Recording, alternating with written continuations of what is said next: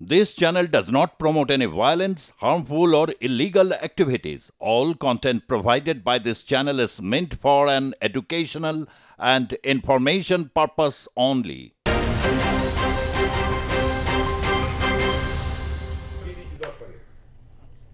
নমস্কার, আপনাদের সকলকে স্বাগত জানিয়ে শুরু করছি আজকের পর্বের জনমত।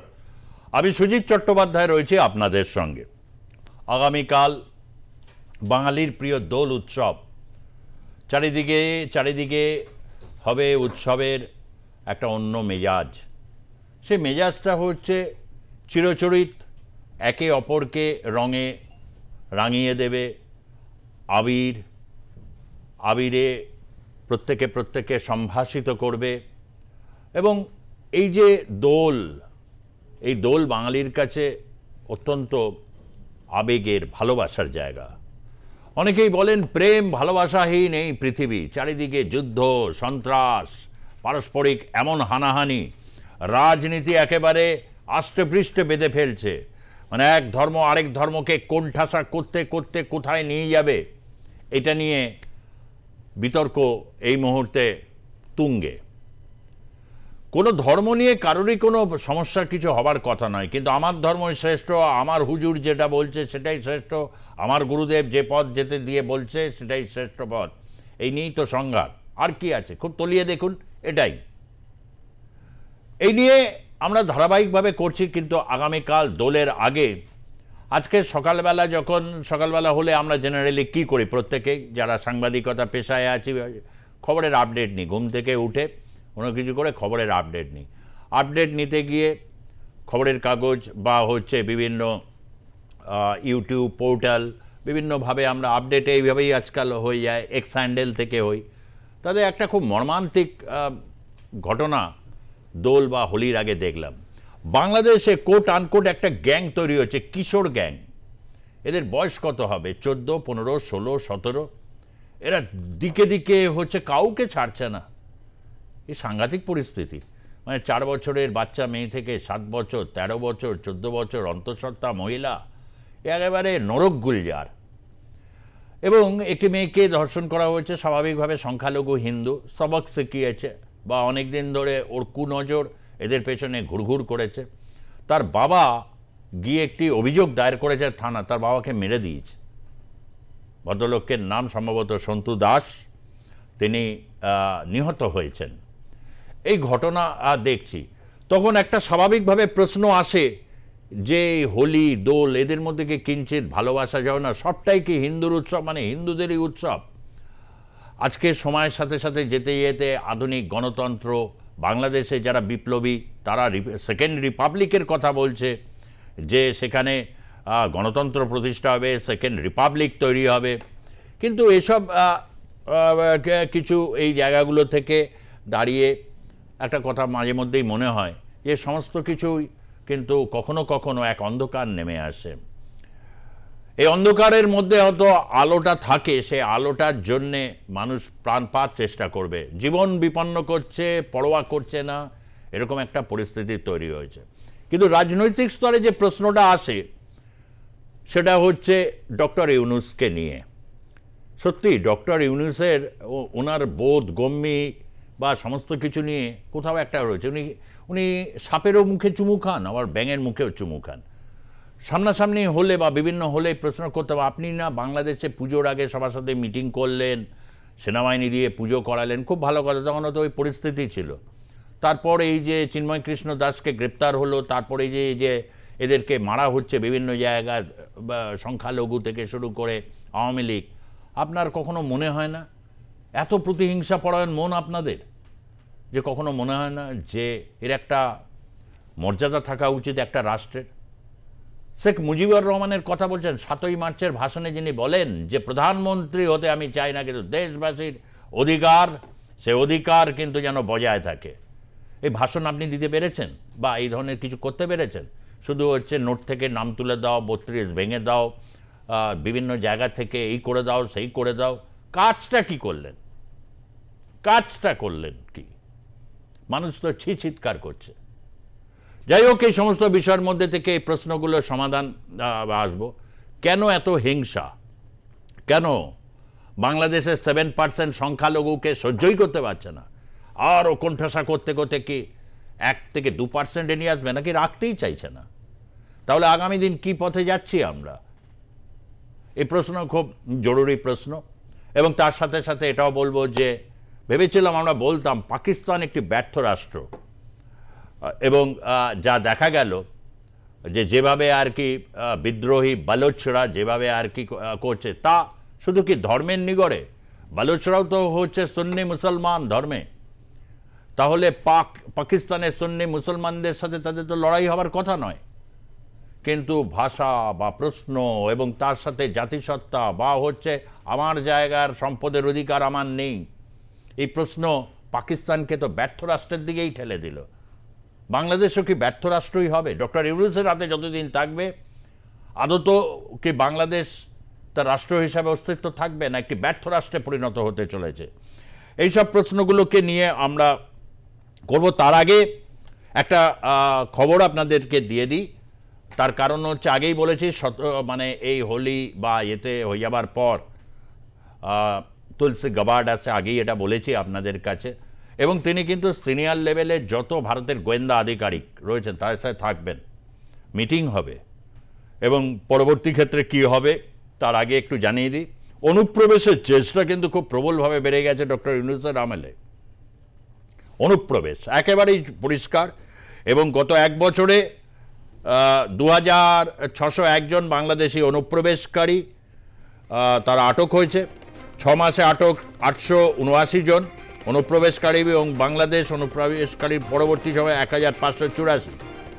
শেখ হাসিনা গদিচ্যুতির পর 80 গুণ বেড়েছে অনুপ্রবেশের চেষ্টা। অক্টোবর 2024-এ সবচেয়ে বেশি অনুপ্রবেশের চেষ্টা। 1 মাসে আটক 331 জন বাংলাদেশি অনুপ্রবেশকারী। বিভিন্ন জায়গায় প্রায়শই বিএসএফের সাথে হচ্ছে, বিএসএফ অনেক জায়গায় হলে গুলি চালাচ্ছে, অনেক জায়গাতে এরকম পরিস্থিতি তৈরি হয়েছে। এক মানে অস্বাভাবিক, দমবন্ধকর, এক কঠিন জনগণের জন্য এবং সারা বিশ্বে সম্ভ্রম হারানো একটি জাতি, যে ডক্টর ইউনূসের পাল্লায় পড়ে বা এই কয়েকজন তার হচ্ছে পাল্লায় পড়ে কি একটা ব্যর্থ রাষ্ট্রের দিকে ক্রমশ এগিয়ে যাচ্ছে। এই প্রশ্নকে ঘিরে আজকের আমাদের জনমত। অবশ্যই এই জনমতে রয়েছেন আমাদের সঙ্গে রতন হাতি, বাংলাদেশ বিশেষজ্ঞ, যিনি বিএনপির আমলে দীর্ঘদিন এই ঠিক দোল এবং হোলির সময় বাংলাদেশে ছিলেন। তখনকার পরিস্থিতিও আগে বলেছেন আমাদের যে কীরকম পরিস্থিতির মধ্যে দিয়ে যায়। তথাপি জানমালের হয়তো তখনও অবধি একটা রকম বিষয় ছিল, কিন্তু এখন ক্রূরতা এমন জায়গায় গিয়ে পৌঁছেছে যে জানমালের আর কোনো নিশ্চয়তা নেই। শিশু, বৃদ্ধা সবাই আক্রান্ত রয়েছেন।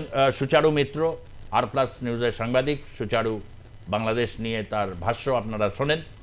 এবং অবশ্যই রয়েছেন একজন গুরুত্বপূর্ণ রাজনৈতিক ব্যক্তিত্ব, কিন্তু অধুনার রাজনৈতিক বিশ্লেষক, আরও স্পষ্টভাবে বললে বাংলাদেশ বিশেষজ্ঞ, সাউথ ইস্ট এশিয়ার বিভিন্নভাবে রাজনীতিকে পর্যালোচনা করতে সিদ্ধহস্ত, দীপ্তিমান সেনগুপ্ত। দীপ্তিমানবাবু, আপনাকে স্বাগত। আমি দীপ্তিমানবাবু আপনাকে দিয়ে শুরু করতে চাই। প্রারম্ভিক যেগুলো বললাম, এখন প্রশ্নটা হচ্ছে এ ঠিক হবার নয়। এই বাংলাদেশে স্ক্যাটার্ড ওয়েতে বিভিন্ন জায়গায় যে হিন্দুরা রয়েছে, স্ক্যাটার্ড ওয়েতে, এবং কিছু জায়গায় হয়তো একটু বেশি কনসেন্ট্রেশন রয়েছে সামান্য, এখন তাদের উপর একটা অস্বাভাবিক চাপ। এই দোল আসছে, হোলি আসছে, বিভিন্ন জায়গায় বিভিন্ন রকম ঘটনা প্রবাহ, ছোট ঘটনা কি খুব বড়ভাবে আর কি তার প্রতিক্রিয়া নেমে আসতে পারে, এ নিয়ে অনেকে শঙ্কিত। প্রশ্ন হচ্ছে এটাই, এই অবস্থা তো প্রায় অগাস্ট মাস হলো, 5ই অগাস্টের পর থেকে দেখতে দেখতে এত সময় কেটে গেল। এই অবস্থার দ্রুত পরিবর্তন, মানুষের একেবারে দেওয়ালে পিঠ থেকে গেছে এরকম একটা অবস্থা, অনেকেই এরকম বলছেন। এই জায়গা থেকে কি মনে হচ্ছে যে বাংলাদেশের পরিবর্তন, এই আসন্ন পরিবর্তনের সূচনা কি আগামীকাল কিছু দেখতে পাবো? তার আমি আজকে এই দোল পূর্ণিমা অবশ্যই গুরুত্বপূর্ণ আমাদের যারা সনাতনী আছি তাদের কাছে, এবং সেক্ষেত্রে যারা ওখানে রোজা করছেন আমি তাদেরকেও উদ্দেশ্য করে একটা কথা বলছি। হযরত মুহাম্মদ সাল্লাল্লাহু আলাইহি সাল্লাম উনি একজন ব্যবসার লোক ছিলেন, মানে ব্যবসায়ী, মানে ওনার জীবনের একটা অংশ উনি ব্যবসাটা করতেন, ব্যবসার সঙ্গে যুক্ত ছিলেন। কিন্তু ঘটনাক্রমে বাংলাদেশের যারা বর্তমানে ইসলাম ধর্ম অনুসরণ করছেন তারা হযরত মুহাম্মদকেও অনুসরণ করছেন না। আমি এই কথাটা কেন বললাম, যে একটা দোল পূর্ণিমা অথবা কোনো যে কোনো রকম উৎসব কেন্দ্র করে একটা বাণিজ্য তৈরি হয়। বাংলাদেশকে বিগত 7 মাসে, কেন বিগত আমি বলছি বেশ কয়েকটা সময় ধরেই দীর্ঘ, কিন্তু বিগত 7 মাসে সেটা প্রবলভাবে হয়েছে, গোটা বাংলাদেশ ব্যবসা বিমুখ হয়ে গেছে। এই কথাটা মেনে নিতে হবে।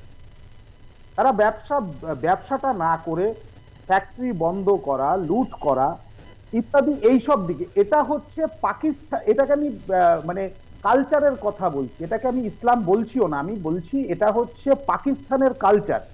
আমি লুট করে খাবো, আমি কেউ একটা ফ্যাক্টরি করেছে সেখানে আগুন ধরিয়ে দেবো, আমি কারো কাছ থেকে চাঁদা তুলে খাবো। অর্থাৎ মোদ্দা কথা যেটা, সেটা হচ্ছে গোটাটাই একটা ধর্ম বিরোধী বাহ্যিক আকারটা হচ্ছে ধার্মিক এই পরিস্থিতিতে। তো সুতরাং এ পরিস্থিতি নিয়ে কোনো দেশ বেশি দিন সাস্টেইন করতে পারে না, কারণ অভাবটা, ধর্ম অনেক পরে আসে, অভাবটা আগে আসে। যখন অভাবটা এদের মধ্যে চেপে বসেছে, তো আমি এই অভাবের মধ্যে উচ্ছৃঙ্খলতাটা বাড়বে। যেটা দেখছেন যে এই যে খুন হচ্ছে, ডাকাতি হচ্ছে, রাহাজানি হচ্ছে, এই সবটাই কিন্তু হচ্ছে মূল কারণটা যেটা, সেটা হচ্ছে অভাব, এবং তার সঙ্গে কিছু অ্যান্টাগনাইজ করা। প্রথম দিকে যেটা হয়েছে সেটা সনাতনী হিন্দুদের বাড়িঘর আক্রমণ হয়েছে। এখন যারা মারা যাচ্ছে, যারা মানে ধর্ষিতা হচ্ছে, যাদের লুট করা হচ্ছে, তারা কতজন সনাতনী আছেন? যদি 100টা ঘটনা ঘটে তার মধ্যে এখন 70টা হয়ে গেছে যারা মুসলিম সমাজের আছেন তাদের মধ্যে। অর্থাৎ তারা শিক্ষা বিমুখ। আমি একদম পরিষ্কার বলছি, কোরআনে আল্লাহর পরে যে শব্দটা সবচেয়ে বেশি সংখ্যক লেখা আছে সেটা হচ্ছে ইলম। ইলম মানে হচ্ছে শিক্ষা। বাংলাদেশ শিক্ষা বিমুখ হয়ে গেছে। তারা ব্যবসা করতে চাইছে না, তারা সুদের, যারা যে প্রণেতা সেই সুদকে, মানে সুদ বিরোধী, ইসলাম বেসিক্যালি হচ্ছে সুদ বিরোধী, তো সেই সুদের যিনি মহাজন তাকে গদিতে বসিয়েছে। তো বাস্তবিক অর্থে বাংলাদেশ আর ইসলামিক দেশ, মানে ইসলামিক চিন্তাধারা দিয়ে পরিচালিত হচ্ছেও না, মানে কোনো ধার্মিক না, সেটা সনাতনী বলুন অথবা ইসলামিক বলুন, কোনোটা দিয়েই এরা পরিচালিত হচ্ছে। সুতরাং এদেরকে নিয়ে আলোচনা করাটাও হচ্ছে এক ধরনের। তবে হ্যাঁ, একটা কথা আপনাকে বলতে, কিন্তু এর আগের দিনও বলেছিলাম যে বাংলাদেশ ব্যক্তিগতভাবে এক একটা রাষ্ট্রের একটা বৈশিষ্ট্য থাকে। শেখ মুজিবুর রহমান একটা বাঙালি সত্তা নিয়ে বাঁচতে চেয়েছিল। ধরুন আমাদের দক্ষিণ ভারতে প্রচুর হিন্দু মানুষ আছেন, কিন্তু তাদের হিন্দুত্বটা এক রকমের, ভাষা আলাদা, আলাদা। আমাদের বাঙালিদের মধ্যে একরকম, মানে যারা অসমে আছে তাদের একরকম, যারা বিহারে আছেন তাদেরটা একরকম। ঠিক ইসলাম বিভিন্ন বাংলা প্রকৃত এই ধারাটাকে। হ্যাঁ, দীপ্তিমান বাবু, একটু সাউন্ডে একটু অসুবিধা হচ্ছে, আমি আবার আপনার কাছে আসছি, একটু ডিটেলস ব্যাখ্যাটা নেব। তার কারণ আপনি যেটা বললেন যে সত্যি ইসলামিক পথে চলছে না, অনেকগুলো জায়গায় এই প্রশ্নটা আসে যে মন্দির শুধু তো গুড়িয়ে দেওয়া হয়েছে বা সম্ভব না, প্রচুর মাজারকে ধ্বংস করা হয়েছে প্রচুর জায়গায়, এবং এই কিশোর গ্যাং যাদের একটা বড় অংশ, কেন রতনদা আপনি এই বাংলাদেশের এই জায়গা থেকে এই যে কিশোর গ্যাং, এই যে বিভিন্ন এই যে ঘটনাটা, গতকাল যে ঘটনাটা ঘটেছে, এই যে জায়গাগুলো থেকে এরকম পরিস্থিতি তৈরি হচ্ছে, এরা কি বাংলাদেশে আগেও কি এই ধরনের, এই অল্প বয়সী নাবালক এই ধরনের এরা ধর্ষণ করছে, মেরে দিচ্ছে, নানা রকম, এটা ভয়ঙ্কর একটা চিত্র এরকম যে সমস্ত ছবিগুলো দেখানো হচ্ছে খুব ডিফিকাল্ট, এগুলো দেখানো যায় না, কোনো সভ্য সমাজ এগুলো অ্যালাউ করবে না। আমি আওয়ামী লীগের সময় বাংলাদেশে দেখেছি, আমি বেগম জিয়ার আমলেও দেখেছি। আওয়ামী লীগের আমলে তো হিন্দুদের নিরাপত্তা, মাইনরিটির নিরাপত্তা খুব ভালো ছিল, উন্নয়ন প্রচুর হচ্ছে, সেসব বিষয়ে পরে আসবো। বেগম জিয়ার আমলে আমি যখন চট্টগ্রামে ছিলাম, তখন পুজোর সময় একটা ফতোয়া জারি করা হলো। তার আগে বলে নিই, চট্টগ্রামে মিউনিসিপ্যাল কর্পোরেশন তখন আওয়ামী লীগের দখলে ছিল, তখন মেয়র ছিল মহিউদ্দিন, আমার অত্যন্ত পরিচিত। মহিউদ্দিন 3 বারের মেয়র ছিল, যাই হোক, কিন্তু বাংলাদেশের সরকারি দল তখন কিন্তু বিএনপি এবং বেগম জিয়া তখন দেশের দায়িত্বে। তখন ফতোয়া জারি করলো যে ঢাক ঢোল এইসব কাঁচর ঘন্টা বাজানো যাবে না। তা হাজারী লেন, সদরঘাট, তারপর রেয়াজউদ্দিন বাজার, কোতোয়ালি, এইসব জায়গাগুলো, নন্দন কানন, এইসব জায়গাগুলো ওরা সব ঠিক করলো যে না আমরা ঢাক ফাক বাজাবো, তা যা হবে হবে। যাই হোক, মেয়র ফুল সাপোর্ট করেছে, আওয়ামী লীগের মেয়র, এবং চট্টগ্রামে খুব সুন্দরভাবেই সব হয়েছে, কিছু করতে পারেনি, সরকারি ফতোয়া বাইরেও সেখানে হয়েছে। কিন্তু আমি এরকম দেখিনি, তখনও জামাত ছিল, জামাত তখন কোণঠাসা, জামাতকে তখন খুঁজেই পাওয়া যাচ্ছে না। এখন জামাত পাকিস্তান আইএসআইয়ের সাহায্যে, পাকিস্তান মদদ নিয়ে এবং বিভিন্ন উগ্র ইসলামিক মৌলবাদী দেশের সমর্থনে জামাত এখন একটা এমন জায়গায় চলে গেছে, ওরা বাচ্চা থেকে নিয়ে নিচ্ছে বাড়ির ছেলেদের মেয়েদের, নিয়ে গিয়ে তাদের নানা রকম পর্ন ফিল্ম, নানা রকম নোংরা জিনিস, এক তো তাদের দিয়ে ড্রাগসের কাজ করাচ্ছে, ড্রাগস খাওয়াচ্ছে, ড্রাগস পাচার করছে, তার উপর এইসব হোমোটোমো ব্যাপার ট্যাপার আছে। তারপরে লেখাপড়া তো নেই, মাদ্রাসা শিক্ষা ব্যবস্থা, তাতে বুদ্ধিজীবী জন্মাবে না, হ্যাঁ, তাতে জঙ্গি তৈরি হবে মাদ্রাসা শিক্ষা ব্যবস্থায়। এই মাদ্রাসা শিক্ষা ব্যবস্থায় মধ্যে দিয়ে তারা একটা এমন, সেই বাচ্চাদের মধ্যে এমন একটা সেক্স প্রবণতা আনছে, তাদের মধ্যে এত নোংরামি ঢুকিয়ে দিচ্ছে, ইনজেক্ট করে দিচ্ছে, এবং এমন একটা যুব সমাজটাকে শেষ করে দাও। দেশটাকে যদি লুট করতে হয়, তাহলে যদি জঙ্গিদের যদি একটা বদ্ধভূমি বানাতে হয়, তাহলে যুব সমাজটাকে একবারে শেষ করে দিতে হবে, তাহলে তো হবে না। ওরা সেইভাবেই এগোচ্ছে। অ্যাকচুয়ালি এরা যেখানে এই সমস্ত এইসব 53টা সন্ত্রাসবাদী সংগঠন, এই হিজবুল আছে, আপনার জামাত আছে, হ্যাঁ, এরা যে এই যে সংগঠনগুলো, এই সংগঠন, জামাতকে আপনি সন্ত্রাসবাদী বা এরকম তো বলতে, জামাত তো রাজনৈতিকভাবে নির্বাচনে অংশ নেয়, এটি একটি তার রাজনৈতিক সত্তা রয়েছে, ফলে রাজনৈতিক সত্তা আছে, কিন্তু আবার এদিকে আর্মস ট্রেনিং, এদিকে পাকিস্তানে আইএসআই ওখানে আর্মস ট্রেনিং করাচ্ছে, পাকিস্তানে বিভিন্ন জায়গাতে করাচ্ছে, আর্মস ট্রেনিং করছে, ওপেন আর্মস ট্রেনিং করছে ওদের জামাতের লোককে। তারপর ওদের এইসব আছে, মানে ছবল ফবল, তারপরে ড্রাগস খাওয়ানো, এইসব ব্যাপার ট্যাপার আছে, মানে এইভাবে ওরা জঙ্গিদের তৈরি করে। সুচারু কিছু বল। হ্যাঁ, যে কথাটা তিনি বললেন, যুব সমাজের অবস্থা সেখানে সত্যিই খুব খারাপ।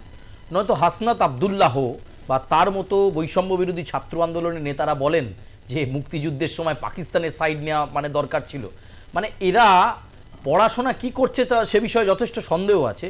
এবং আলোচনার শুরুতেই দাদা বলল যে বাংলাদেশের এই মুহূর্তে সার্বিক পরিস্থিতি সেটা কেউ ভাবছে না, যে অভাব, তীব্র অনটন, খাবার পাচ্ছে না, গ্রামকে গ্রাম খাবার নেই, সুজিত দা সেখানে মাছের কাঁটা খাচ্ছে এরকম অবস্থা, উনুন জ্বলছে না, এসব দিকে তাদের চিন্তা নেই। চিন্তা হচ্ছে ক্ষমতা কিভাবে নেব।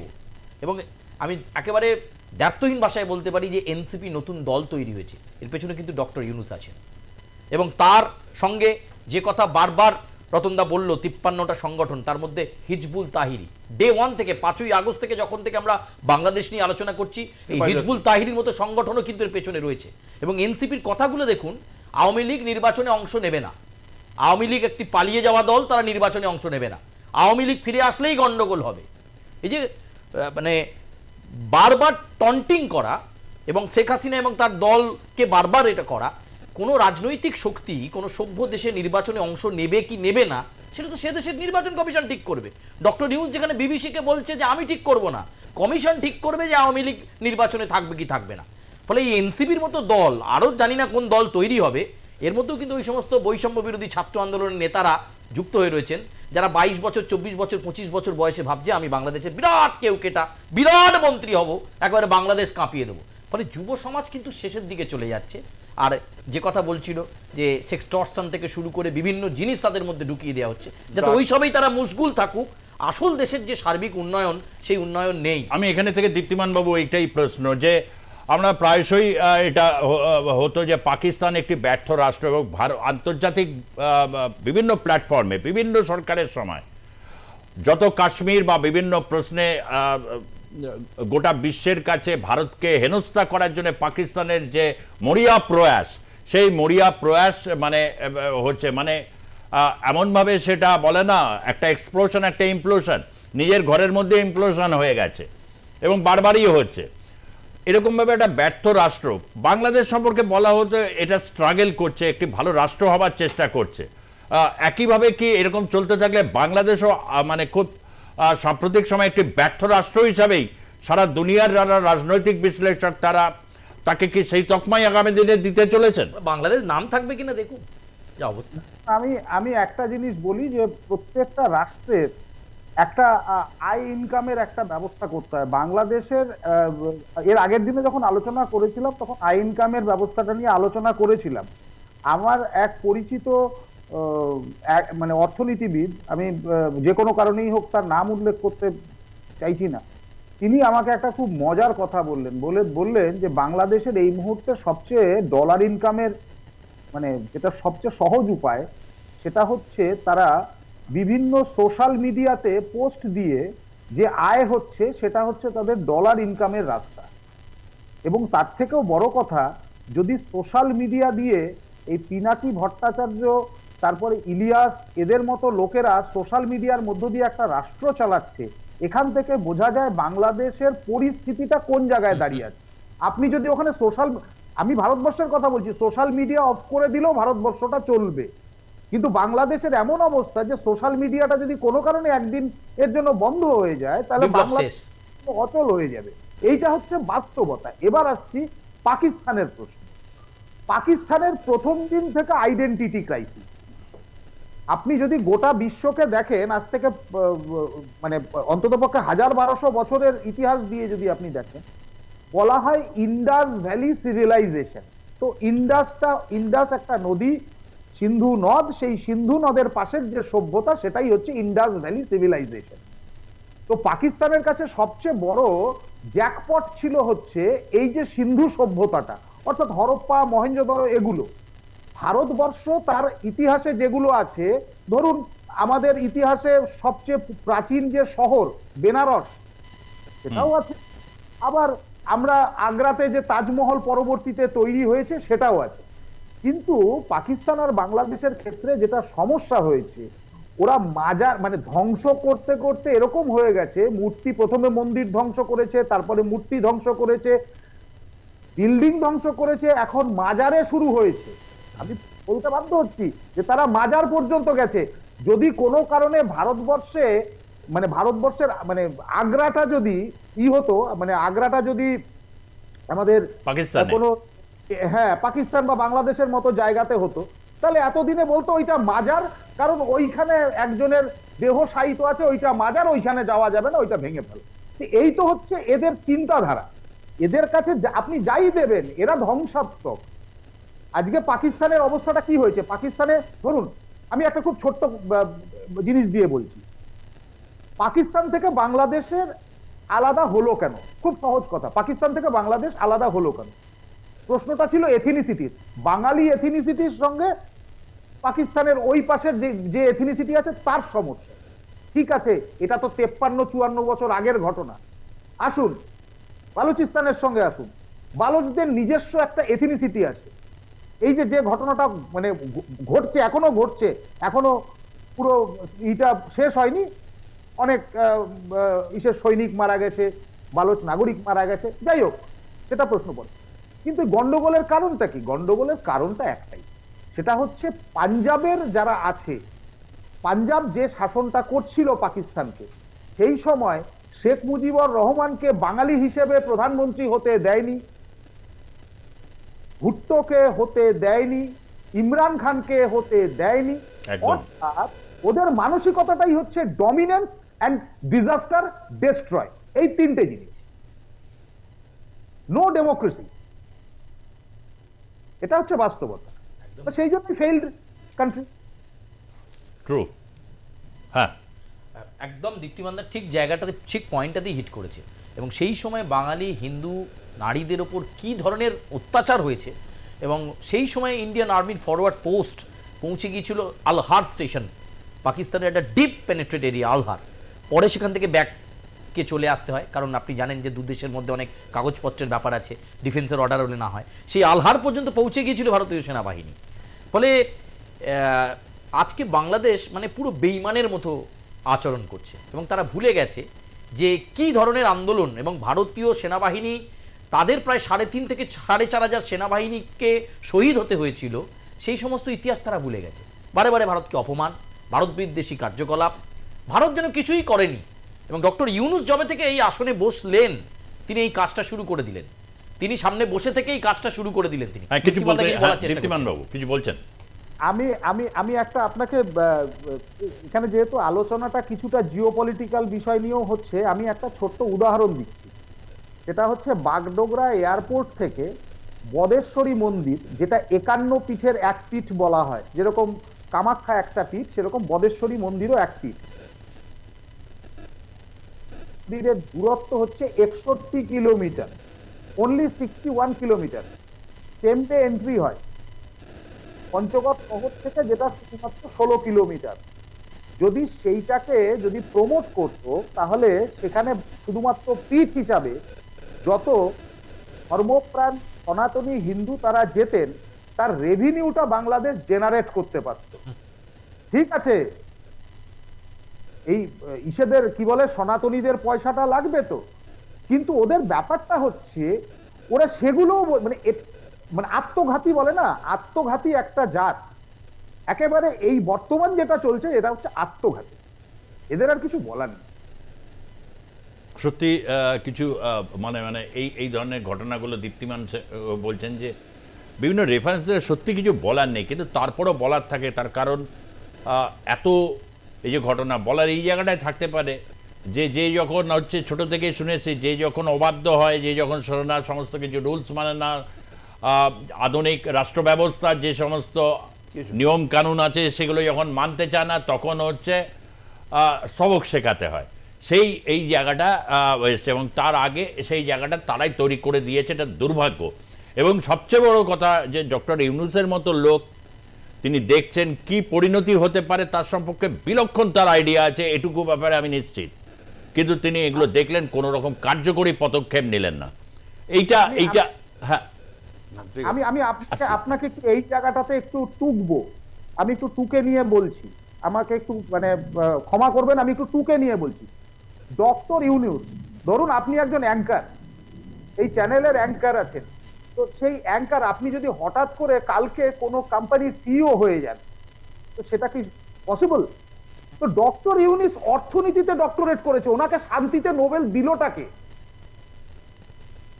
আমার প্রশ্নটা এই জায়গা থেকে শুরু হয়েছে। কিন্তু একটা লোক তো উনি অর্থনীতিতে নোবেল পেতেন আমি বুঝতাম, রবীন্দ্রনাথ ঠাকুরকে যদি ফিজিক্সে নোবেল দেওয়া হতো সেটা জালিয়াতি হতো। রবীন্দ্রনাথ ঠাকুর সাহিত্যে পেয়েছেন, তিনি লেখালেখি করেছেন, আমি মানি। অমর্ত্য সেন অর্থনীতির লোক, তিনি অর্থনীতিতে নোবেল পেয়েছেন, আমি মেনে নিতে পারি। কিন্তু উনি পেলেন, উনি করলেন হচ্ছেন অর্থনীতিতে ডক্টরেট, আর পেলেন শান্তিতে। এইটার অর্থটা আমি বুঝলাম না। বাংলাদেশের মানুষ যদি বুঝে থাকে তাহলে সেটা বলতে পারে। রতনদা, প্রথম কথা হচ্ছে শেখ হাসিনার আমলে বাংলাদেশ উন্নত বাংলাদেশের স্বাদ পেয়েছে। একটা দেশ যে দ্রুত গতিতে 83 লক্ষ কোটি টাকার যে BOT, build operate and transfer soft loan, সেখানে 57খানা ব্রিজ, সেখানে শেখ মুজিবুর রহমান টানেল, সেখানে ইপিজেড 6খানা, সেখানে গভীর সমুদ্রবন্দর 2খানা, সেখানে 4 lane 6 lane 8 lane elevated expressway. এবং শুধু তাই নয়, বাংলাদেশের 18 লক্ষ মানুষকে যারা দরিদ্র সীমার নিচে, তাদের প্রত্যেককে সরকারি খরচায় বাসভবন বাড়ি করে দেওয়া। এবং সেই সময় র্যাপিড গ্রোথ ডেভেলপমেন্টে বাংলাদেশ চীনের পরে ছিল, এবং জিডিপিতে 460 বিলিয়ন। সেই উন্নয়নের স্বাদ সে দেখিয়েছে। এবং বাংলাদেশ মানে ডিজিটালাইজেশন বাংলাদেশ কাকে বলে, নিজের ছেলেকে চেয়ারম্যান করে তাকে সেই উন্নত বাংলাদেশ। এবং আমি একটা ছোট্ট উদাহরণ দিই, বাংলাদেশের যে পাসপোর্ট, সেই পাসপোর্টের মধ্যে একটা চিপ দেওয়া থাকতো, এবং এয়ারপোর্টে গেলে কাস্টম ইমিগ্রেশন মোটামুটি 10 থেকে 12 সেকেন্ডের মধ্যে তার কমপ্লিট হয়ে যেত, যেটা আমাদের ইন্ডিয়াতেও আমরা করে উঠতে পারিনি, সেটা বাংলাদেশের পাসপোর্টে ছিল। আমি কিন্তু এটা জেনে বললাম, আমার অভিজ্ঞতা থেকে বললাম। তাই এই জায়গাটা আস্তে আস্তে আসছিল বাংলাদেশ। সেই জায়গাটায় আজকের তাকে এবং ইউনূস জর্জ সোরসের সঙ্গে বন্ধুত্ব করে ডেমোক্র্যাট পার্টি থেকে সাপোর্ট নিয়ে তিনি যেভাবে সেন্ট মার্টিন দ্বীপটার দেবে না বলে যেভাবে চক্রান্ত করে এবং এই হাসিনাকে সরানো হলো। এবং শুধু তাই নয়, পরবর্তীকালে আজকের প্রমাণ হয়ে গেছে যে একটা নোবেল শান্তি পুরস্কার কি করে অসলো থেকে পায়। সেখানে নোবেল অ্যাওয়ার্ড সিলেকশন কমিটির কাছে বিশ্বের উন্নত দেশেতে আবেদন থাকা উচিত তার কাছ থেকে নোবেল পুরস্কার কেড়ে নেওয়া হোক। আমি তো মনে করি সে আন্তর্জাতিক সন্ত্রাসী, এবং সে আমি মনে করি সে আজকে সারা বিশ্বের একটা সংকট, আজকে উন্নতিশীল দেশ G20 কান্ট্রি এবং ব্রিক্স এবং আমাদের সাবকন্টিনেন্টে সার্ক নেশন, বিমস্টেক কান্ট্রি, সে আজকের সে সংকট, আজকের ওসামা বিন লাদেনের মতন একটা বিরাট বড় মানে একটা কি বলবো একটা অত বড় সন্ত্রাসবাদী এখানে শান্তি পুরস্কারের নাম নিয়ে সে বিরাজ করছে, এটা ভাবা যায় না। আজকের বাংলাদেশটাকে আজকে চিন্তা করুন কোন অবস্থার মধ্যে ঠেলে দিয়েছে। বর্ডার বন্ধ, ইন্ডিয়া থেকে 2500 গাড়ি রেগুলার ঢোকে, ভারত থেকে যায় সব জিনিসপত্র, কিছু পাচ্ছে না। গার্মেন্টস ফ্যাক্টরি 8500 গার্মেন্টস ইন্ডাস্ট্রি ছিল BGM এর রিপোর্ট অনুযায়ী, আজকে সেখানে মাত্র 1800 গার্মেন্টস ফ্যাক্টরি ধিক ধিক করে চলছে, বাকি সমস্ত বন্ধ। কেন বন্ধ? ফরেন বায়াররা তো সব পালিয়ে গেছে। G20 কোম্পানি যে 357টার যে বাইং অফিস ছিল, বাইং হাউস ছিল, পালিয়ে গেছে। মাল কিনবে কে? বাইং হাউস তো পালিয়ে গেছে, গার্মেন্টস চলবে কি করে? সব বন্ধ, লোকের হাতে টাকা নেই, খেতে পাচ্ছে না। মানে এই জায়গাটায় কিছু গত দুদিন আগে থেকে বললাম 7000 কোটি টাকা রেমিটেন্স বাবদ এসছে। কিন্তু যেভাবে আর কি বাংলার ঢাকার বড় বড় 5 তারা 7 তারা হোটেলে যেভাবে ইফতার পার্টি এবং নাহিদ ইসলাম এরা যেভাবে অংশগ্রহণ করছে, তাতে বাংলাদেশে কত গার্মেন্টস থাকলো তাদের কিছু কি মানে ফারাক পড়ে? 15 বছরে হাসিনার ওয়েবাদুল কাদের, সালমান এফ খান এবং দীপমানি এবং হোম মিনিস্টার, এরা গ্যাং অফ 5 যা টাকা চুরি করেছে, হাসিনা তো উন্নয়ন করেছে, এদের জন্যই তো হাসিনার যে ক্ষতি হয়েছে। তাদের এই 7 মাসে তাদের 100 গুণ তারা চুরি করেছে। এরা থাইল্যান্ডে, কাতারেতে, দুবাইতে সব বিশাল বিশাল এই 7 মাসের মধ্যে বাড়ি বাড়ি করেছে, Mercedes bench BMW Rolls Royce গাড়ি চাপছে। এদের 10 স্টার লাইফস্টাইল, ভাবা যাবে না এই ছাত্র নেতারা। এরা অল্প দিনে এই 7 মাসের মধ্যে যে পরিমাণ সরকারি টাকা চুরি করেছে, এটা সর্বকালীন সারা বিশ্বের রেকর্ড। ওকে, আমি একটু এই জায়গা থেকে আসবো, একটু অন্য প্রসঙ্গে যাব। আমি বারবারই দেখছি যে এবারের যে বিধানসভা অধিবেশন চলছে, দীপ্তিমান বাবু, এই প্রসঙ্গটাও আসা দরকার। আমি শুরু থেকেই এটা ঘটনা যে অগাস্ট মাসের পর থেকেই ভারতীয় রাজনীতিতে মহারাষ্ট্র ইলেকশন হয়েছে, হরিয়ানা ইলেকশন হয়েছে, সব জায়গাতে এগুলো প্রভাব ফেলেছে, ভীষণভাবে প্রভাব ফেলেছে। বাংলাদেশ ইস্যু, দিল্লি নির্বাচনে রোহিঙ্গা অনুপ্রবেশকারী, শুরুতে অনুপ্রবেশের যে হার দেখালাম বিভিন্ন জায়গায়, এবং ইতিমধ্যে একটা আইন পাস হয়েছে ভারতবর্ষে যে বেআইনি নাগরিকদের জন্য যে আইনটাকে নিয়ে আসা হয়েছে, অত্যন্ত কঠোর এবং স্ট্রিনজেন্ট একটা নতুন আইন এটা প্রণয়ন হয়েছে, আগের আইনটাকে রিভাইজড করা হয়েছে। এমতো পরিস্থিতিতেই রাজ্য বিধানসভা অধিবেশন হচ্ছে, সেই অধিবেশনে বারবার করে হিন্দু মুসলমান এই ইস্যু আসছে। চ্যাংদোলা করে হচ্ছে সংখ্যালঘু বিধায়কদের, এটা শুভেন্দু অধিকারী, তুমি শুভেন্দু অধিকারী রাজনীতিকে ফলো করো, এবং আজকে দেখা গেল যে ভরতপুরের যিনি বিধায়ক হুমায়ুন কবির, তার যে বক্তব্য, সে অনেকদিন মানে একদম শুরুর এইবারে বিধানসভা বাজেট অধিবেশন শুরুর দিন থেকে সে বলছে, তার একটি অতি বিতর্কিত মন্তব্য, 30% যারা রয়েছেন হিন্দু তাদের কেটে ভাগীরথীর জলে ভাসিয়ে দেবো, এরকম একটা বিস্ফোরক উক্তি দিয়ে তা শুরু হয়েছিল। সতর্ক করা হয়েছিল, আজ তাকে ফের সতর্ক করে দিয়েছে দল, শোকজ করা হয়েছে। মানে পরিস্থিতি এই জায়গাটা এরকমই, কোনো আলোচনা নেই, শুধু হিন্দু মুসলমান এই জায়গাটায় এসে মানে দাঁড়িয়েছে। একটু শুনবো, তারপর আমি আসবো হচ্ছে আপনাদের কাছে। ভরতপুরের বিধায়ক, আপনি লিখে দেন, আমি ওসব পরোয়া করি না। আমার জাতিকে অ্যাটাক করবে আর আমি শুভেন্দুকে ছেড়ে দেবো? কোনো মতেই ছাড়বো না, প্রত্যাহার করতে হবে, নাহলে মুর্শিদাবাদে যেতে দিন, দেখাবো মুর্শিদাবাদে হুমায়ুন কবির স্পটে না থেকেও শুভেন্দু অধিকারীর কি অবস্থা করব। আতঙ্কিত সংকট, কিন্তু মিথ্যাবাদ, এখানে বসে বসে হুঙ্কার চাচ্ছে, বাইরে বসে বসে জল্লাদের মতন কথা বলছে, ওরা আতঙ্কিত, ওটা পাল্টা চাপ দিচ্ছে নিজের ভাব বাড়ানোর জন্য। আর মিডিয়ার প্রতি আমাদের দুঃখ, এই সমস্ত পচা খবরগুলো বেশি করে চাপাচ্ছে। হুমায়ুন কবিরও বলছেন যে 72 ঘন্টা আমি হুমায়ুন কবিরের দায়িত্ব নিতে পারবো না। তিনি কি বলেছেন, আমি জমিয়ত উলামা স্টেট কমিটির প্রেসিডেন্ট, 20 লক্ষ আমার সদস্য, সারা কলকাতায় 40 বছর সভা করি, অগণতান্ত্রিক কথা আমরা বলিনি, নন্দীগ্রামে আমি করেছি। আর একটা বক্তব্য দিচ্ছি শুভেন্দুর জন্য। ওই তমলুকে মিটিং করেছিলাম, শুভেন্দু বলেছিল সিদ্দিকুল্লাহ চৌধুরী ভারতবর্ষের সেকুলার লিডার, পড়াশোনা করে মানুষ, দারুল দেওবন্দের স্নাতক, জমিয়ত উলামা হিন্দের প্রেসিডেন্ট, আমরা যখন সিপিএম বিরুদ্ধে লড়াই করতে পারিনি, এই সিদ্দিকুল্লাহ সাহেব আমাদেরকে পথ দেখিয়েছেন, তার কৃতজ্ঞতা শেষ করতে পারবো না। এই সেই শুভেন্দুর বক্তব্য আমি বললাম, আপনার রিলিজ করুন। স্বর্গ রাজ্য বানিয়ে এই পশ্চিমবঙ্গটাকে নরকে পরিণত করেছে এই মমতা ব্যানার্জি।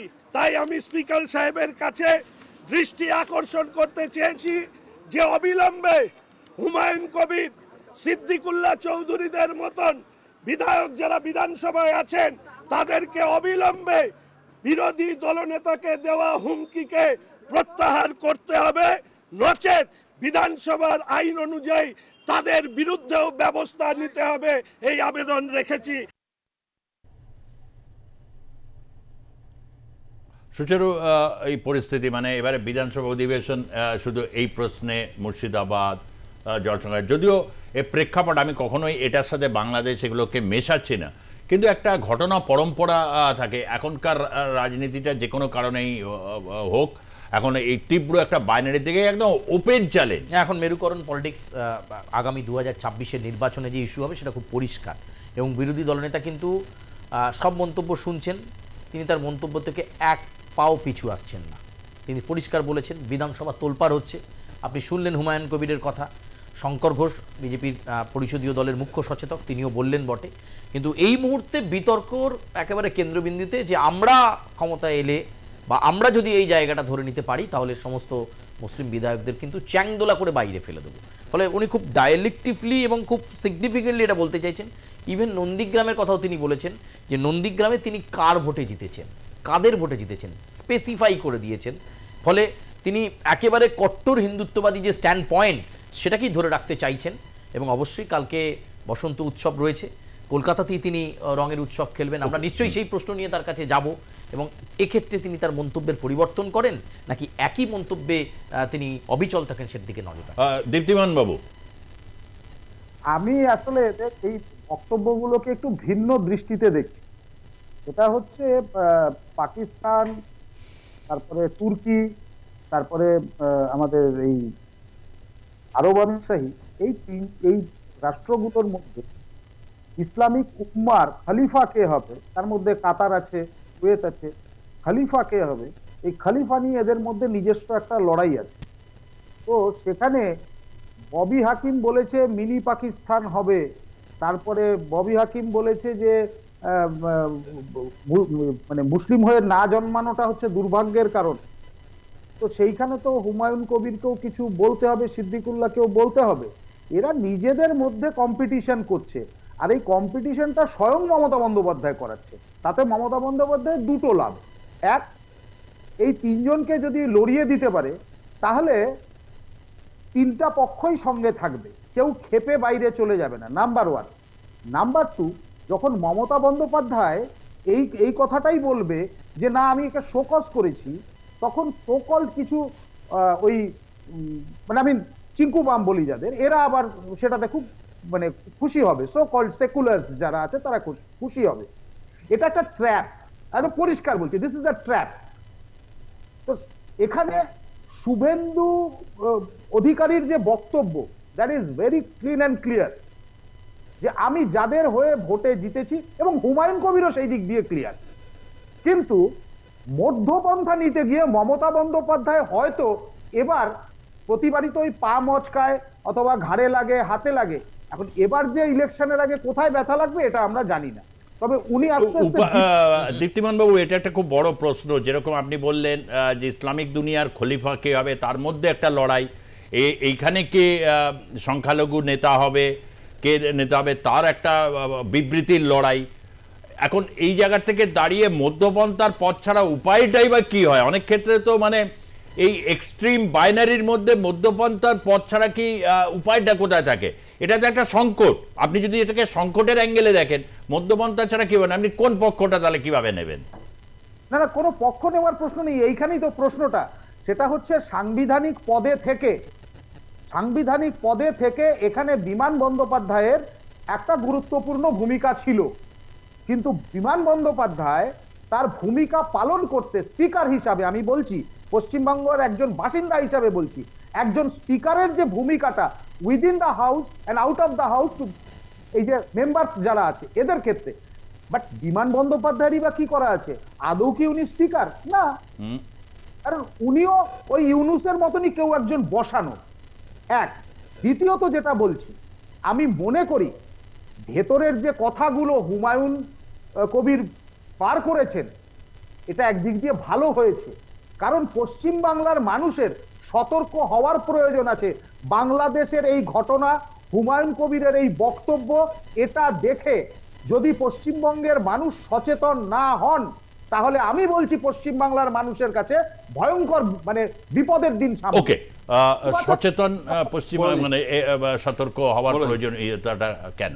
প্রথম কথা হচ্ছে সারা বিশ্বে যদি দিকে তাকাই তাহলে দেখব কোনো কট্টরপন্থী দীর্ঘস্থায়ী নয়। কমিউনিজমরা তারা বিশ্ব রাজনীতি বড় বড় কথা বলতো, দেশের মাটিতে গড়ে ওঠা উচ্চ সংস্কৃতি আধারের সঙ্গে যোগসূত্র মিলিয়ে চলতো না, তারা হারিয়ে গেছে।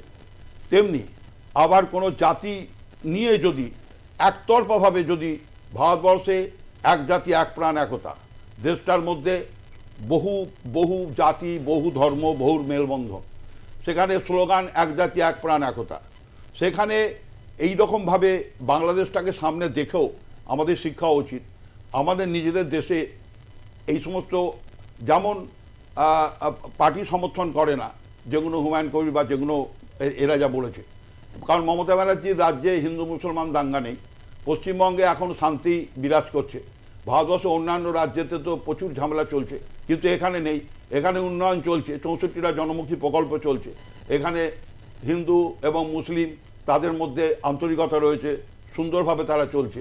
কিন্তু মধ্যপন্থী নয়া সংশোধন বাদরাই সারা বিশ্বে জিতেছে। আজকে আমি দেখুন কট্টর কমিউনিজম ছেড়ে আজকের পূর্ব ইউরোপ থেকে আরম্ভ করে সারা কমিউনিস্ট দুনিয়া মধ্যপন্থা সোশ্যাল ডেমোক্র্যাট রাজনীতি উইন করেছে। এই একতরফাভাবে কোনো মুসলিমবাদ আর কোনো হিন্দুবাদও জিতবে না। এখানে মধ্যপন্থা রাজনীতি নয়া সংশোধনবাদ মধ্যপন্থী হয়ে সকলকে নিয়ে সমন্বয় করে এক জাতি এক প্রাণ একতারই জয়লাভ সম্ভব। মানে আপনি বলছেন সোশ্যাল ডেমোক্রেসির পথটাই মানে মানে এই প্রশ্নটাই আমি কিন্তু দীপ্তিমান বাবু বলছি, সারা বিশ্বের ট্রেন্ড কিন্তু সোশ্যাল ডেমোক্রেসি মধ্যপন্থার দিকেই। ঠিক আছে, আমি বলছি রতনবাবুর ক্ষেত্রে আমি বলছি আপনি নিজেকে একটু আপডেট করুন। অতি সম্প্রতিকালে জার্মানে হয়ে গেল, ভোট হয়ে গেল। জার্মানিতে 20% ভোট পেয়েছে ওই যে alternative Democratic force, AFD, alternate force of Dutch. ঠিক আছে, এটা কোন পন্থা বলছে? এটা হিটলারের সময়কার, অর্থাৎ রাষ্ট্রবোধ। আমি রতনবাবুকে একটা কথা বলছি, এখন গোটা বিশ্ব না দুটো আইডিয়ালিজমের ওপরে চলছে, একটা রাষ্ট্রবাদ, অপরটি হচ্ছে এই আপনারা যেই মানে জায়গাটার কথা বলছেন। আপনি পুতিনকে ধরুন, আপনি ট্রাম্পকে ধরুন, পোল্যান্ড সরাসরিভাবে বলেছে, ফ্রান্স এফেক্টেড। আচ্ছা, আপনাকে আমি একটা প্রশ্ন করছি, তাহলে আরব আমিরশাহী, যেটাকে আমরা কি বলে মধ্যপ্রাচ্য বলছি, সেই মধ্যপ্রাচ্যে অন্যান্য ইসলামিক রাষ্ট্রের নাগরিকত্ব দেওয়া হচ্ছে না কেন? সেখানে কেন করা হচ্ছে? বাস্তবতাটা হচ্ছে রাষ্ট্রবাদের বাইরে গিয়ে যে কথাটার আপনি বলছেন, আপনি কি জানেন যে এবার কলকাতাতে দুর্গাপূজার সময় কি কি ঘটনা ঘটেছে? সোশ্যাল মিডিয়াতে সবাই দেখেছি আমরা, বিভিন্ন জায়গাতে ভিডিও আসছে না। মুর্শিদাবাদে এই কিছুদিন আগে একটা গন্ডগোল হয়েছে, সেটাও নিশ্চয়ই আপনি দেখেছেন। তো সেখানে ল অ্যান্ড অর্ডার সিচুয়েশন বলে কিছু নেই। আপনি জানেন কি যে স্কুলগুলোতে সরস্বতী পুজো হতে দিচ্ছে না? তো সুতরাং যখন আপনি কোনো কিছুকে বলবেন তার রেফারেন্সে আপনার কাছে থাকতে হবে প্রমাণ। আজকে জার্মানি প্রচন্ড অবস্থাতে মানে খারাপ অবস্থাতে আছে, ফ্রান্সে আগুন জ্বলছে, তারা বীতশ্রদ্ধ হয়ে যাচ্ছে, তারা তাদের মাইগ্রেশন অ্যাক্ট চেঞ্জ করছে, পৃথিবীর উন্নত দেশগুলো মাইগ্রেশন অ্যাক্ট চেঞ্জ করছে, আর ভারতবর্ষ সেটা করলে পরে তখন কি দোষ হয়ে যায়? না না, মাইগ্রেশনটা তো আজকে আমি তো শুরুতে বললাম যেটা নতুন তো বিল নিয়ে আসা হয়েছে যে যারা বেআইনিভাবে নাগরিকত্ব নিয়ে রয়েছে বা ফলস যারা ডকুমেন্টস জমা দিয়েছে তাদেরকে ধরা হবে এবং কঠিন শাস্তি, এবং যারা এই কাজে সাহায্য করেছে তাদের মানে যে আর্থিক জরিমানা এবং যেভাবে আর কি তাদের করা হচ্ছে, এখানে তো একটা স্ট্রিনজেন্ট একটা পদক্ষেপের দিকে তো মানে গেছে, মানে একদিকে যে জায়গাটা থেকে বলছে যে রাষ্ট্রবাদ এটা ঠিক কথা, বা এই অনুপ্রবেশ বা অন্যান্য কিছু নেই, ইউরোপের দেশগুলো তো বিধ্বস্ত, এবং সেই বিধ্বস্ত জায়গাটা তো তারা গোপন রাখছে না, অনেক ক্ষেত্রে সেটা বেরিয়ে আসছে। সেখানে দাঁড়িয়ে যে এই হুমায়ুন কবির বা ববি হাকিম এই যে মন্তব্য নিয়ে একটা বিব্রতকর সিচুয়েশন তৈরি হচ্ছে, সেটাই বলছে এটাই হচ্ছে বেরিয়ে আসাটা তাদের মানুষকে সতর্ক করতে সাহায্য করছে, এটাই হচ্ছে দীপ্তিমান বাবুর বক্তব্য। সেইখান থেকে দাঁড়িয়ে কি আপনি বিশ্বে এখন মাল্টি ডাইমেনশনাল ফরেন পলিসি, আজকের ব্রিক্সে দেখা যাচ্ছে আজকে চীন রাশিয়া কত কাছাকাছি চলে এসছে, দুটো কমিউনিস্ট কান্ট্রি, দুটোর মধ্যে বাম ডানে বিরোধ ছিল, আজকে তারা চলে এসছে, তেল লাগিয়ে বলছে ভারতের সঙ্গে আমার সম্পর্ক ভালো করে দাও। কেন? এই সাবকন্টিনেন্টে 6টা দেশে সফট লোন এবং বিওটিতে লক্ষ লক্ষ কোটি টাকা ফাঁসিয়েছে সাম্রাজ্যবাদ, এই অর্থনৈতিক সাম্রাজ্যবাদ কায়েম করতে, সব টাকা তো ফেসে গেছে। এখন তো ভারত আর আমেরিকা জয়েন্ট ভেঞ্চার কোলাবোরেশন একদম অ্যান্টি চায়না ডিফেন্স প্ল্যাটফর্ম তৈরি হবে এই সাবকন্টিনেন্টে। এ তো ভয় পেয়ে গেছে, ভয় পেয়ে গিয়ে রাশিয়াকে ধরেছে। আজকে তো চীনেতে মিটিং হচ্ছে, হ্যাঁ, আজকের ব্রিক্সে আজকের পাকিস্তানি ইস্যুতে চায়না চুপচাপ হয়ে গেছে ভয় চোটে। কেন? ইন্ডিয়াতে তার 200 বিলিয়নের মার্কেট আছে, প্লাস 200 বিলিয়নের মার্কেটটা নষ্ট হয়ে যাবে। তার উপর হচ্ছে এই সাবকন্টিনেন্টে যে ইনভেস্টমেন্ট করেছে লক্ষ লক্ষ কোটি টাকা আসবে না। তারপর করোনা আবহেতে 3000 ইন্ডাস্ট্রি G20 তারা উইথড্র হয়ে গেছে। আগামী দিন ইন্ডিয়া হবে ম্যানুফ্যাকচারিং হাব। কেন? তাই আজকের কম্বোডিয়ায় জায়গা নেই, তাইওয়ানে জায়গা নেই, আফ্রিকান কন্টিনেন্টে ব্রেন ডাল ব্রেন, ওখানে হবে না। বাবু নিশ্চয়ই বুঝতে পারছেন যে যুক্তির ন্যারেটিভের এই জায়গাটা থেকে দাঁড়িয়ে রাষ্ট্রবাদ বা ভারত রাষ্ট্রেরকে সবল রেখেও কোথাও একটা জায়গায় পশ্চিমবঙ্গকে একটা টয় করা হচ্ছে রাজনীতির জায়গা থেকে। এইখান থেকে বিভিন্ন যে হুমায়ুন কবির সরাসরি মানে মুসলমান জাতি ধর্ম সব এক হয়ে যাচ্ছে, কখনো এরকম ধরনের বক্তব্য আসছে, বিব্রতকর পরিস্থিতি। কিন্তু এটার জন্যে মমতা ব্যানার্জি বা তৃণমূলকে যেমন শঙ্কর ঘোষ দায়ী করছেন, এগুলো খুব কি কোথাও একটা জায়গা অগভীরত নয়? মানে যেখানে এত মাল্টি ডাইমেনশনাল রতনবাবু বলছেন, মাল্টি ডাইমেনশনাল শুধু না, ঠিক আছে, আজকে 2 লেন 4 লেন ফরেন পলিসি, আজকে well balance foreign policy. Okay okay okay well balance foreign policy, ঠিক আছে, বলে বুঝেছে। হ্যাঁ, খুব সংক্ষেপে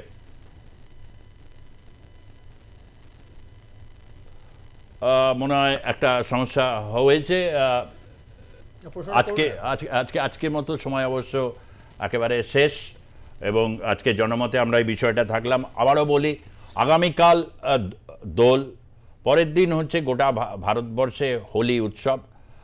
এই দোল হোলি এগুলো এক একটা রিচুয়ালস, রাজ্যভেদে এলাকাভেদে এটা পরিবর্তন হয়। বাংলায় চিরকালই দোলের যে মাহাত্ম্য, এবং সেদিন শ্রী চৈতন্যদেবের আবির্ভাব দিবস আগামীকাল, অত্যন্ত পবিত্র একটি দিন, এবং শ্রী চৈতন্যের যে জীবন দর্শন, তার যে চিন্তাভাবনা, যেভাবে তিনি গেছিলেন, এবং হচ্ছে ইসলামিক সাম্রাজ্যবাদকে যেভাবে তিনি আটকে দিয়েছিলেন ভক্তি আন্দোলনের মধ্যে দিয়ে, তা আজও সারা পৃথিবী স্মরণ করে। ভক্তিবাদের এই দর্শনকে শুধুমাত্র বাংলাদেশে কখনো সালাফি বা ওয়াবি দিয়ে তাকে উড়িয়ে দেওয়ার মতো দুঃসাহস যারা দেখছেন, যে স্বপ্ন দেখছেন, কোনোটাই সাকসেসফুল হবে না। হয়তো অনেক লোকক্ষয়, রক্তক্ষয় এসব হয়তো অপেক্ষা করছে, বড় দুর্ভাগ্যের সময়। কিন্তু তবু বলবো, এই রঙের উৎসবে মনকে যারা রঙিন করতে পারবেন, এগিয়ে যাবেন তারাই। পৃথিবী প্রগতিশীলতার পক্ষেই সবসময় সায় দেয়। অনেক অন্ধকার পেরিয়ে যখন আলোকের সন্ধান পাওয়া যায়, সেই প্রগতিশীল মানুষই কিন্তু এই পৃথিবীতে চিরবিরাজমান। উপনিষদে বলে, চরৈ বেতি, এগিয়ে চলো, এগিয়ে চলো। তাই আমরাও এগিয়ে চলেছি আপনাদের সঙ্গে একসাথে। ধন্যবাদ রতন হাতি আপনাকে, ধন্যবাদ সুচারু মিত্র আপনাকে, ধন্যবাদ দীপ্তিমান সেনগুপ্ত আপনাকেও, ধন্যবাদ আপনাদেরকেও যারা দেখলেন আজকের পর্বের জনমত। দেখতে থাকুন আর প্লাস নিউজ, সবার আগে সবার পাশে। ধন্যবাদ, নমস্কার।